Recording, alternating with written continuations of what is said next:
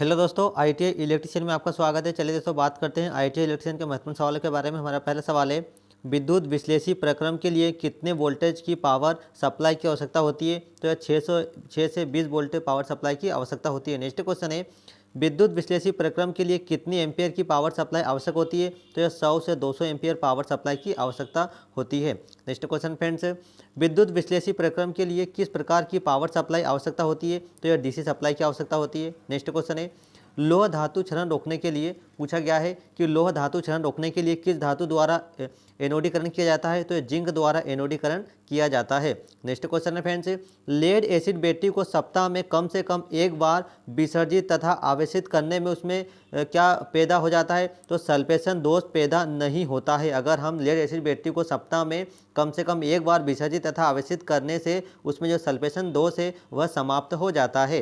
Next question है, chromium लेपन अच्छा तथा चमकीला प्राप्त करने के लिए टैंक में पड़े घोल का तापमान रखना चाहिए? तो यह 26.7 डिग्री सेल्सियस रखना चाहिए। नेक्स्ट क्वेश्चन है, सेलों को श्रेणी क्रम में जोड़ने पर प्राप्त विद्युत वाहक बल क्या प्रभाव पड़ता है? पूछा गया है कि सेलों को श्रेणी क्रम में जोड़ने पर विद्युत वाहक बल पर क्या प्रभाव पड़ता है? तो विद्युत वाहक बल का जो मान है फ्रेंड्स वह बढ़ जाता है। याद रखना कि सेलों को श्रेणी क्रम में जोड़ने पर विद्युत वाहक बल का मान बढ़ जाता है और सेलों को समांतर क्रम में जोड़ने पर सेलों का जो एम्पियर धारा है वह बढ़ जाती है। याद रखना कि सेलों को समांतर क्रम में जोड़ने से धारा बढ़ती है और सेलों को श्रेणी क्रम में जोड़ने से वोल्टेज बढ़ता है। नेक्स्ट क्वेश्चन है, पूर्ण रूप में चार्ज बैटरी में इलेक्ट्रोलाइट की स्पेसिफिक ग्रेविटी कितनी होती है? याद रखना कि पूर्ण चार्ज बैटरी है तो बैटरी जब पूर्ण चार्ज है तो उसमें इलेक्ट्रोलाइट का स्पेसिफिक ग्रेविटी कितना होता है? तो ये 1.280 होता है, मतलब 1280 होता है। याद रखना 1.280 या फिर 1280 होता है। नेक्स्ट क्वेश्चन है, बैटरी के चार्ज का स्टेट चेक करने के लिए कौन सा यंत्र प्रयुक्त किया जाता है? बैटरी किस चार्ज अवस्था है तो उसे किस यंत्र द्वारा मापा जाता है? तो यह हाइड्रोमीटर द्वारा मापा जाता है। बैटरी की जो अपेक्षित घनत्व है वह किससे मापा जाता है? तो वह हाइड्रोमीटर द्वारा मापा जाता है। नेक्स्ट क्वेश्चन है, एक 12 वोल्ट लेड एसिड बैटरी में क्या होता है? तो इसमें सीरीज में 6 सेल लगे होते हैं।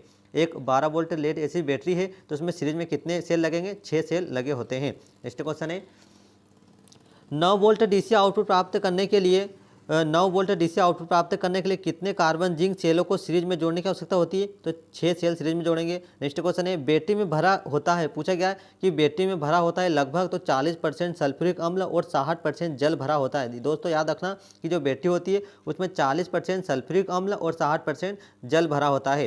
नेक्स्ट क्वेश्चन है, 9 वोल्ट डीसी आउटपुट प्राप्त करने के लिए कितने कार्बन जिंक सेलों को सीरीज में जोड़ने की आवश्यकता होगी? तो 6 सेलों को सीरीज में जोड़ने की आवश्यकता होगी। नेक्स्ट क्वेश्चन है, 2 गुनी वोल्टेज तथा एक सेल की करंट रेटिंग के लिए बैटरी में कितने सेलों की आवश्यकता होगी? तो यहाँ पर 4 सेलों की आवश्यकता होगी। नेक्स्ट क्वेश्चन है, सल्फेट रेडिकल की प्रकृति कैसी होती है? सल्फेट रेडिकल की जो प्रकृति होती है वह कैसी होती है? तो यह ऋणायन होती है। याद रखना कि सल्फेट रेडिकल की जो प्रकृति होती है वह ऋणात्मक होती है। नेक्स्ट क्वेश्चन है, इलेक्ट्रोलाइट में से विद्युत धारा प्रवाहित करने पर क्या रासायनिक परिवर्तन होता है?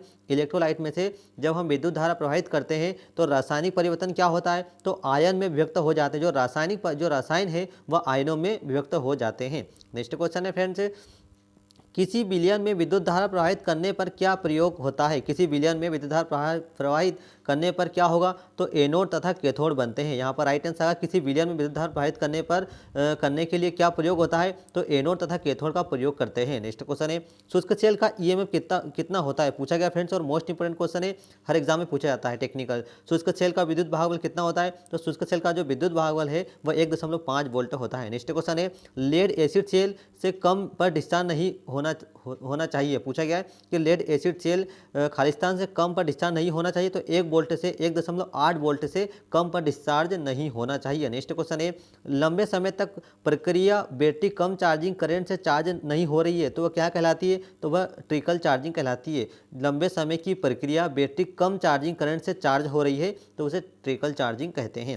नेक्स्ट क्वेश्चन है, किसी बैटरी की क्षमता मापी जाती है। मोस्ट इंपोर्टेंट क्वेश्चन है, तो किसी बैटरी की जो क्षमता है वह एम्पियर घंटे में मापी जाती है। नेक्स्ट क्वेश्चन है, स्थिर वोल्टेज बैटरी चार्जिंग विधि के लिए कौन सा जनित्र प्रयोग किया जाता है? तो यह शंट जनित्र प्रयोग किया जाता है। नेक्स्ट क्वेश्चन है, शुष्क सेल का क्या कार्य है? फ्रेंड्स से पूछा गया है कि शुष्क सेल का क्या कार्य है? तो शुष्क सेल का जो है वह रासायनिक ऊर्जा को विद्युत ऊर्जा में परिवर्तित करता है। नेक्स्ट क्वेश्चन है, डिस्चार्ज बैटरी का आंतरिक प्रतिरोध कितना होता है? तो डिस्चार्ज बैटरी का जो आंतरिक प्रतिरोध होता है फ्रेंड्स वह उच्च होता है। नेक्स्ट क्वेश्चन है, विद्युत लेपन में धनात्मक इलेक्ट्रोड क्या कहलाता है? तो विद्युत लेपन में जो धनात्मक इलेक्ट्रोड है वह एनोड कहलाता है, याद रखना एनोड कहलाता है। नेक्स्ट क्वेश्चन है, कौन सा सेल प्राथमिक सेल नहीं है? तो निकिल कैडमियम जो सेल है वह प्राथमिक सेल नहीं है, द्वितीयक सेल है। नेक्स्ट क्वेश्चन है, नो लोड पर मरकरी सेल का विद्युत भाव कितना होता है? तो 1.35 वोल्ट से 1.4 वोल्ट होता है।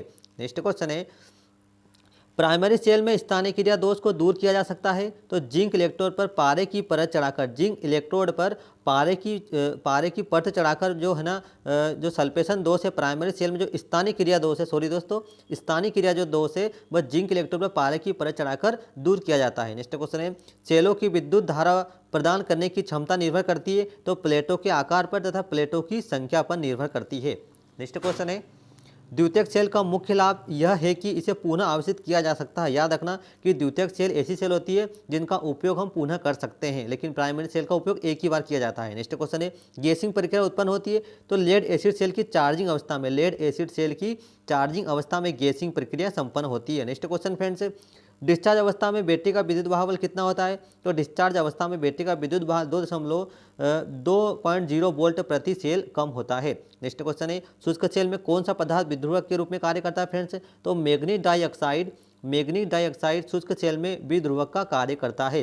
नेक्स्ट क्वेश्चन है, इलेक्ट्रोलाइट में अशुद्धि के कारण सेल की प्लेट में आंतरिक शॉर्ट सर्किट उत्पन्न हो सकता है। यह दोष कौन सा कहलाता है? तो यह स्थानीय क्रिया दोष कहलाता है। याद रखना फ्रेंड्स, यह स्थानीय क्रिया दोष कहलाता है। नेक्स्ट क्वेश्चन है, प्राथमिक सेल में ध्रुवण दूर किया जा सकता है। तो रासायनिक क्रिया द्वारा प्राथमिक सेल में ध्रुवण दूर किया जा सकता है। दोस्तों, ये टेक्निकल एग्जाम सभी एग्जाम में पूछे जाने वाले सवाल है, तो इसे कृपया ध्यान से पढ़े। ठीक है, चलिए नेक्स्ट क्वेश्चन है हमारा, हर एग्जाम यूपीसीएल, एमपीईबी, टेक्निकल जितनी भी प्रकार के एग्जाम है उसमें ये क्वेश्चन पूछे जाते हैं, तो यही क्वेश्चन हम लाए हैं। ठीक है, नेक्स्ट क्वेश्चन है, द्वितीयक सेल की आवेशित अवस्था चेक की जाती है। तो इसके इलेक्ट्रोलाइट की टर्मिनल वोल्टेज और विशिष्ट गुरुत्व के द्वारा यह चेक किया जाता है। नेक्स्ट क्वेश्चन है फ्रेंड्स, औसत शुष्क सेल लगभग कितने विद्युत भार बल प्रदान करता है? तो यह 1.4 वोल्ट विद्युत भार को प्रदान करता है। नेक्स्ट क्वेश्चन है, डेनियन सेल में प्रयुक्त इलेक्ट्रोड्स निर्मित होते हैं। तो डेनियन सेल में जो इलेक्ट्रोड है फ्रेंड्स वह जिंक तथा तांबे से निर्मित होते हैं। यहाँ पर राइट आंसर आएगा जिंक तथा तांबा। नेक्स्ट क्वेश्चन है, प्राथमिक सेल के मुख्य दोष क्या है? तो प्राथमिक सेल के जो मुख्य दोष है वह स्थानीय क्रिया दोष व ध्रुवाच्छादन दो दोष होते हैं। एक तो स्थानीय क्रिया दोष और एक ध्रुवाच्छादन दोष होते हैं।